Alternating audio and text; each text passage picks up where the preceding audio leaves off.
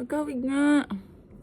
This one is always sold out. It's actually sold out right now. Ito yung like kong pinopost na favorite kong daily lip tint from Arcadia Beauty in the shade Divine. Dito muna na ilagay.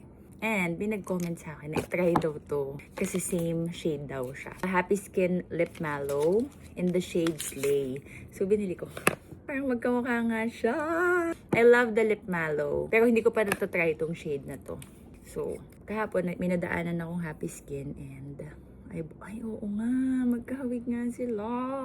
So, let's try this. Isang side lip mallow.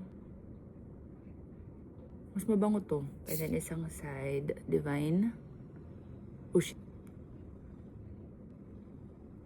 Magkahawig nga. Mas mabango lang si lip mallow. Para talaga siyang mallows. I forgot how nice lip mallow is. Kasi ang tagal ko nang hindi ginagamit yung ganito ko because ito ngayon gamit ko everyday. Pag kino-compare ko siya ngayon, wala ko nararamdaman dito sa side na to na parang wala talaga akong suot. Dito naman, alam kong may suot ako, parang mayroong film na very smooth na madulas. Like ko namang sinasabi, this one is very comfortable on the lips and hindi talaga siya drying for me. But if isa ka dun sa mga nagko-comment na nagda-dry yung lips niyo sa inyo, then maybe try the lip mallow kasi mas moisturizing ito than this one. But as you can see, magkahawig nga sila. Yay! So, dahil sold out to ngayon, if you wanna try the same shade and more comfortable feeling, then try the Happy Skin Lip Mallow in the shade Slay. Ganda. Thank you dun sa nag-recommend. May bago tayong mabibili pag sold out to at pag wala si Fearless.